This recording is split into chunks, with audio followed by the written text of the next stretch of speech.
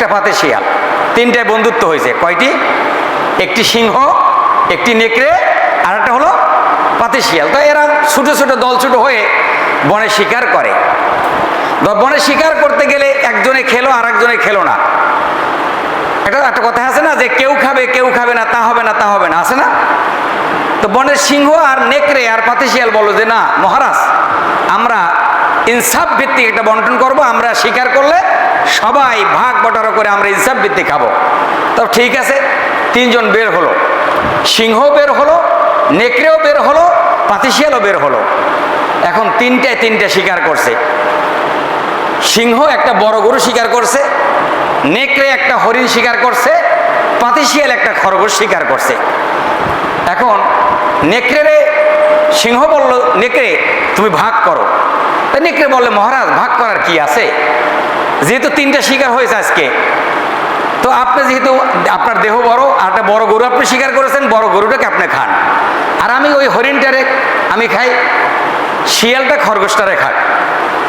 তো শিয়াল বলল, সিংহ বলল বেয়াদব, এ সমস্ত অসভ্য বন্টন দিতে তোমাকে কে শিখিয়েছে?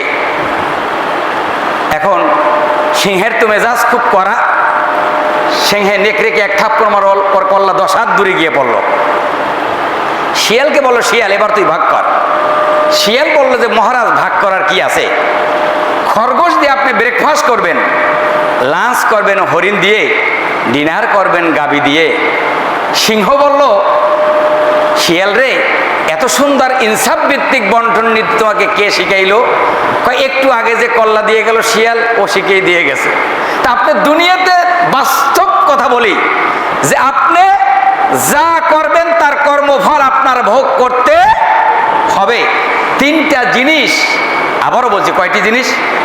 তিনটা প্রাণী সূর্যের তাপ গ্রহণ করতে পারে না। নাম্বার 1 হলো পেঁচা। এই পেঁচা কি দিনে বের হয়? এরা কিন্তু দিনে বের হবে না, এরা ঘাপটি মেরে থাকবে। রাত হলে দেখবেন যে ওর উৎপাত বেড়ে যাবে, ফসল নষ্ট করবে। তো যেমন পেঁচা, বাদুর দিনে বের হবে না, ও গাছে ঝুলে থাকবে, লটকায় থাকবে, রাতের বের হবে। আর একটা বাদুরের ছোট্ট একটা আছে, এটাকে বলে আমরা চামচিকা। আপনারা কি বলেন? চামচিকা। তাহলে দেখবেন যে আপনার কি বলে যে আপনার পেঁচা, বাদুর, চামচিকা, এই তিনটা প্রাণী সূর্যের তাপ গ্রহণ করতে পারে না। তদ্রূপ যারা ইসলাম বিদ্বেষী, বাস্তব কথা বলি যে যারা ইসলাম বিদ্বেষী, কোরআন বিদ্বেষী, আলেমরা বিদ্বেষী, তারা কখনো কোরআনকে সহ্য করতে পারে? এরা নামে মাত্র মুসলমান, কাজে হলো তারা মুনাফিক। কাজে কি তারা? মুনাফিক। বাইতুল্লাহ, আল্লাহর ঘর কোথায়? বাংলাদেশে না মক্কায়? মক্কায় অবস্থিত। এখন কত হাজিরা, লক্ষ লক্ষ হাজিরা সেখানে সমবেত হবে না? ধরি দেবে লাব্বাইক আল্লাহুম্মা লাব্বাইক, লাব্বাইকা লা শারীকা লাকা লাব্বাইক, ইন্নাল হামদা ওয়ান নি'মাতা লাকা ওয়াল মুলক লা শারীকা লাকা লাব্বাইক। এর অর্থ কি আপনারা জানা আছে? লাব্বাইক আমি হাজির। আমাদের ক্লাস টিচার যখন আমার যখন নাম ধরে ডাকতো বলতাম লাব্বাইক, আরবি হরফ। আল্লাহ যখন ডাকবেন কিয়ামতের দিন আদম সন্তানকে ডাক দিবেন, আদম সন্তান সেদিন বলবে লাব্বাইক। আর হাজিরা যখন আল্লাহর দরবারে বলে লাব্বাইক আল্লাহুম্মা লাব্বাইক, লাব্বাইক লা শারীকা লাকা লাব্বাইক। ও আল্লাহ আমি হাজির। এই যে লক্ষ লক্ষ প্রতি বছর হাজিরা হজ করতে যায়, ওই হাজিরা যদি ওখানে যে কথাগুলো বললো ওইটা যদি বাস্তব জীবনে আমল করত, সমাজে এত বিশৃঙ্খলা থাকতো না। হাজি সাহেব হজ করে আসার পরে জমিন ঢালে, সুদ খায়, ঘুষ খায়, মিথ্যা কথা বলে, বেবিচারি করে, এমন হাজি পৃথিবীতে পাওয়া যায়। নামাজও পড়ে, রোজাও রাখে, অন্যের জমিন ঢালে এমন লোকও পাওয়া যায়। ঠিক কিনা? আপনার সব কাজে দেখবেন, এই যে আপনি নামাজ সালাত আদায় করতেছেন, আপনি বললেন ইয়্যাকা না'বুদু ওয়া ইয়্যাকা নাস্তাঈন, আমি একমাত্র আপনার ইবাদত করি। কার কাছে বললেন? বোঝেন নাই? কার কাছে? না প্রধানমন্ত্রীর কাছে? আল্লাহর কাছে বললেন ইয়্যাকা না'বুদু, ও আল্লাহ আমি আপনার ইবাদত করি, আপনার গোলামি করি, আপনার দাসত্ব করি। একমাত্র আপনার ইবাদত করি, সাহায্য প্রার্থনা করি আপনার কাছে। ইয়াকা নাবুদু ওয়া ইয়াকা নাস্তাইন, আপনার ইবাদত করি আর সাহায্য প্রার্থনা করি আপনার কাছে। তাহলে হাজী সাহেব যদি হজ করে এসে যদি বলতেন, ওখানে যে বলেছি লাব্বাইকা আল্লাহুম্মা লাব্বাইক লাব্বাইকা লা শারীকা লাকা লাব্বাইক ইন্নাল হামদা ওয়ান নি'মাতা লাকা ওয়াল মুলক লা শারীকা লাকা লাব্বাইক, আল্লাহ তোমার কোনো শরীক নাই, তোমার কোনো অংশীদার নাই, তুমি এক, তুমি একক, তুমি আছে, তুমি থাকবে, এই জীবন দেওয়া তোমার, আমার মরণ, আমার হায়াত, আমার জীবন, আমার মরণ লিল্লাহি রাব্বিল আলামিন। কুল ইন্না সালাতি, বলেন কুল ইন্না সালাতি ওয়া নুসুকি ওয়া মাহইয়ায়া ওয়া মামাতি লিল্লাহি রাব্বিল আলামিন। আমার সালাত, আমার কুরবানি, আমার হায়াত, আমার মত কার জন্য? কার জন্য? হায়াতের মালিককে, মৌতের মালিককে। বাঁচার জন্য যত চেষ্টা করেন, মশারি রাত্রে মশারি টানান, ঠিক কিনা? মশারি যদি না থাকে, কয়েল আছে না নাই, স্প্রে করেন কেন? মশায় কামড়াবে, সেই জন্য একটা মশারির ভিতরে যদি একটা মশা ঢুকে যায়, ওই মশাকে না মারা পর্যন্ত রাত্রে ঘুম আসে না, ঠিক কিনা? বিছানায় যদি একটা ময়লা পড়ে, একটা বালু থাকে, রাত্রে ঘুম আসে না। অনেক মানুষ আছে বিছানার ভিতরে ময়লা থাকলে ঘুমাইতে পারে না, কিন্তু আপনি তাকে দেখেন ওই মশার থেকে বাঁচার জন্য মশারি টানান, কিন্তু সাধারণভাবে দুনিয়ার সামান্যতম এই মশার কামড় সহ্য করতে আপনি পারেন না। আল্লাহর আযাব থেকে আপনাকে কে রক্ষা করবে? আপনি সেই জন্য আপনার কোনো প্রচেষ্টা নাই। গাভী যেমন তার বাছুরকে দুধ দিতে অলসতা করে না, কেননা বাছুর মারা যাবে। একটা মুরগি যখন ডিমে বসলো, ওর যত কষ্ট, পাও ধরে যায়, মাঝে মাঝে দাঁড়ায়, আবার বসে, আবার দাঁড়ায়, এভাবে করে 21 দিন পূর্ণ হয়ে গেল। ওই মুরগি যদি তার ডিমে তাপ দিতে যদি বলে যায়, তাপ যদি না দেয়, ডিমগুলি, বাচ্চাগুলি ফুটবে না। তদ্রূপ আপনার আমার জীবন হলো এমন, ইসলাম শুধু মুখে বললে হবে না, বাস্তব জীবনে যখন ইসলাম মানবেন, আমল করবেন, ওই স্বাদ পৃথিবীতে পাবেন, কবরেও পাবেন, হাসরেও পাবেন, মিজানে পাবেন, পলসিরাতে পাবেন, কিয়ামতের দিন আল্লাহ রব্বুল আলামিনের আপন কুদরতে আল্লাহর জান্নাতে প্রবেশ করবেন। বন্ধুরা আমার, ভাইরা আমার, তাহলে লাব্বাইক আল্লাহুম্মা লাব্বাইক লাব্বাইক লা শারীকা লাকা লাব্বাইক, ওখানে যে কথাগুলি বললাম, বাস্তব জীবনে আমার যদি আমল করতাম, সালাতে আমরা যখন পড়ি ইয়াকা নাবুদু ওয়া ইয়াকা নাস্তাইন, পড়েন না? সব রাকাতে আছে না? প্রত্যেক রাকাতেই তো পড়েন ইয়াকা নাবুদু ওয়া ইয়াকা নাস্তাইন। তাহলে আপনার ইমানে কোথায় কুফা লেগেছে যে আপনি এই আল্লাহকে বাদ দিয়ে অন্য কার কাছে সাহায্য চান? আল্লাহকে বাদ দিয়ে কোন দেবদেবীর আপনি পূজা করেন? আল্লাহকে বাদ দিয়ে, আল্লাহর একনিষ্ঠ ইবাদত বাদ দিয়ে কাকে আপনি স্রষ্টা মানেন, কাকে আপনি প্রভু মানেন? বন্ধুরা আমার, ভাইরা আমার, সালাতে যেভাবে আমরা বললাম ইয়াকা নাবুদু ওয়া আল্লাহ, আমরা আপনার ইবাদত করি, আপনার সাহায্য প্রার্থনা করি, এই কথাগুলি যদি সালাতে যেটা পড়েছি ওটা যদি বাস্তব জীবনে যদি মানতাম, আল্লাহ শুধু রমজান মাসে নয়, লাইলাতুল কদরের রাত্রে নয়, আল্লাহ রব্বুল আলামিন 12টা মাস বান্দার জন্য রহমতি দরজা আল্লাহ খুলে দিতেন।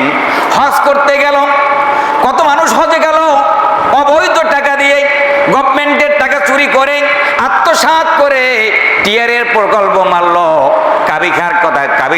কাবিকার প্রকল্প মেরে দিলেন, বোন ভগ্নিবোধ আত্মীয় স্বজন পরিবার পরিজনের হক নষ্ট করলো, প্রতিবেশীর হক নষ্ট করলো।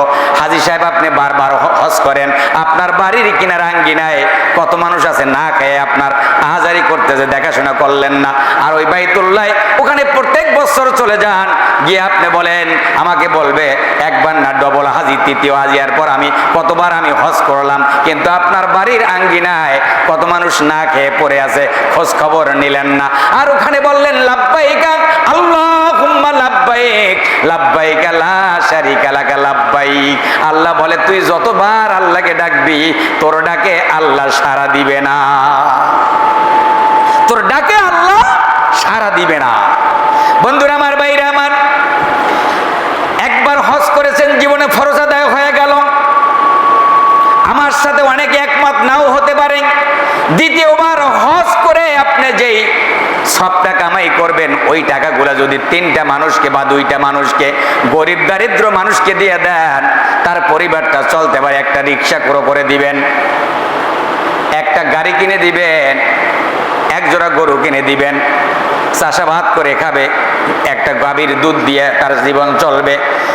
5 লক্ষ 7 লক্ষ টাকা খরচ করে প্রথমবার হজ করলেন, দ্বিতীয়বার হজ করলেন, এরপর প্রত্যেক বছর আপনি ওমরায় গেলেন 2 লাখ 1.5 লাখ টাকা, 2.5 লাখ টাকা খরচ করলেন। এই 2.5 লাখ টাকা দিয়ে যদি একটা পরিবারকে যদি আপনি সহযোগিতা করতেন, ওই পরিবার যখন একটা স্বস্তির নিঃশ্বাস যদি ফেলে দিতেন, আল্লাহর আরশ পর্যন্ত খুশি হয়ে যেত। সব জায়গায় এখন আমাদের ভেজাল, পুরো শরীরই তো ভেজাল। ফরমালিন, ফরমালিন তো মানুষের মধ্যেই ফরমালিন, আপনার আমলেই তো ফরমালিন, আপনার আরেকজনের ফরমালিন, মাছের ফরমালিন, গাছের ফরমালিন, ফলের ফরমালিন, কিসের ফরমালিন? ফরমালিন তো আপনার শরীরের দেহের ভিতরে, আপনি নিজেই তো ফরমালিন যুক্ত, ফরমালিন মুক্ত না। আর আপনার ইবাদতের ভিতরে ফরমালিন যুক্ত, মুক্ত না। আল্লাহর নবী জনাবি বিশ্ব নবী মুহাম্মদুর রাসূলুল্লাহ সাল্লাল্লাহু আলাইহি ওয়াসাল্লাম জীবনে হজ করেছে একবার, কয়বার? আরেকটু আসতে, একবার হজ করেছেন, 2 বার ওমরা করেছেন। এখন বলেন তো দেখি, আমার নবী যদি বলতেন না আমি যেতেও যতদিন পেলাম, আমি হজ একবার না আমার জীবনটাই হজের ভিতরে অক্ষ করে দিলাম, আমি একবার ওমরা করবো, আমার দৈনিক 5 বার করব, আমি সারা জীবন ওমরা করবো, আল্লাহ যত দিন রাখে।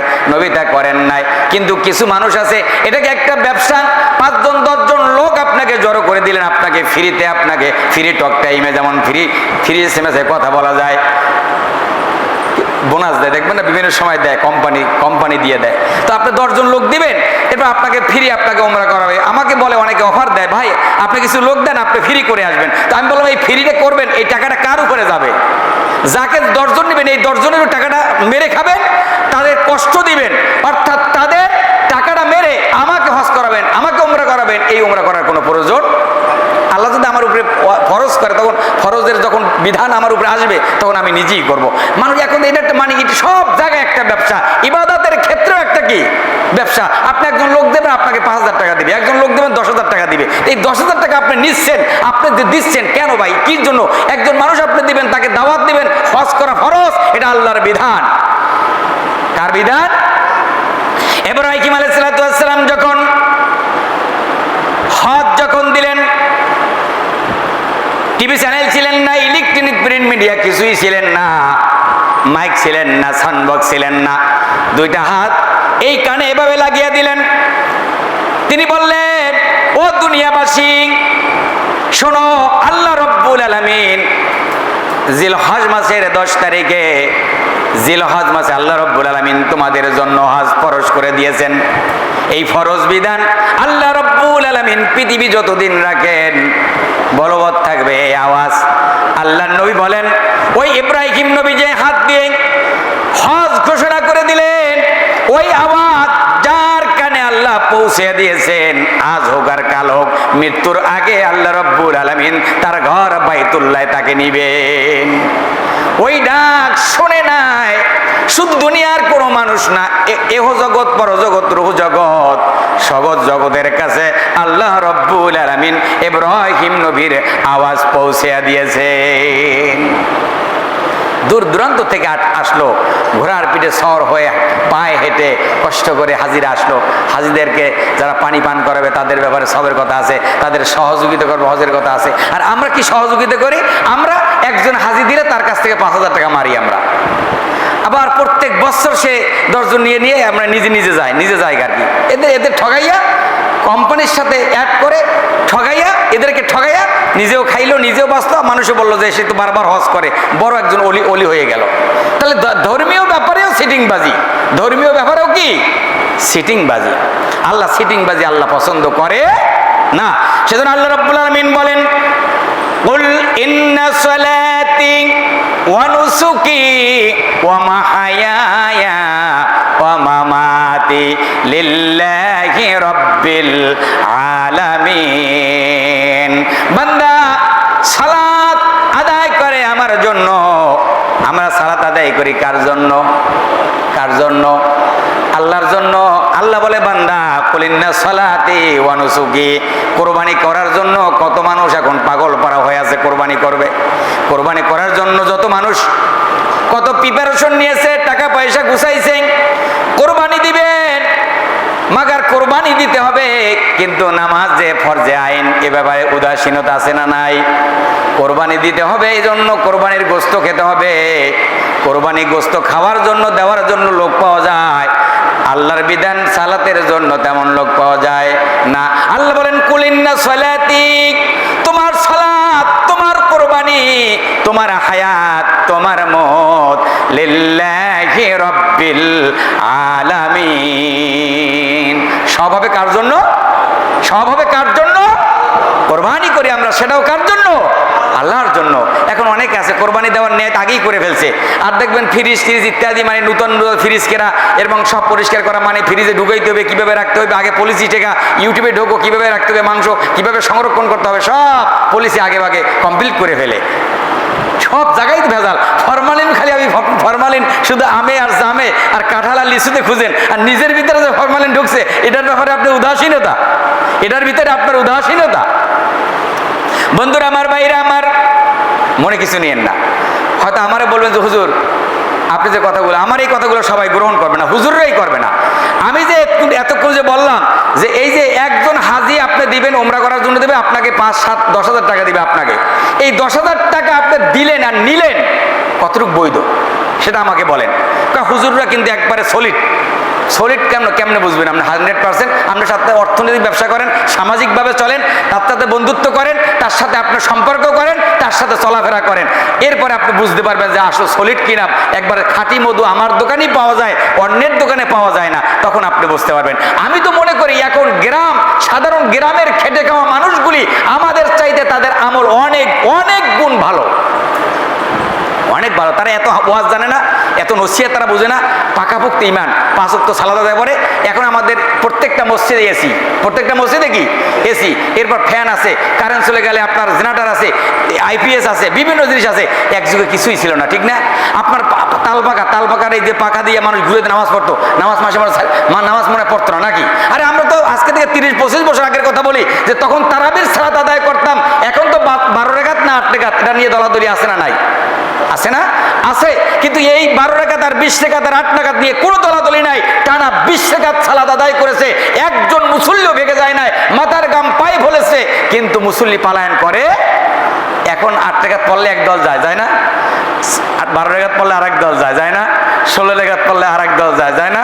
20 রাকাত পড়লে শেষে এক দল যায়। তো এখন সব জায়গায় তো ভাই ভেজাল। আপনি বন্ধুরা আমার, ভাইরা আমার, সেই জন্য সকলকে বলি এটা শিক্ষণীয় বিষয়। আমাদের জীবনের সব কাজ হলো আল্লাহর জন্য। কার জন্য? আমরা আল্লাহর ইবাদত করি জাহান্নামে যাওয়ার জন্য নয়। আমরা ওয়াজ করি, আমরা যত কথা বলি জাহান্নামে নেওয়ার জন্য নয়, জাহান্নামের যাওয়ার জন্য নয়, একমাত্র আল্লাহর সন্তুষ্টি করার জন্য আমরা কথা বলি। কাকে সন্তুষ্টি করার জন্য? আল্লাহকে সন্তুষ্টি করার জন্য।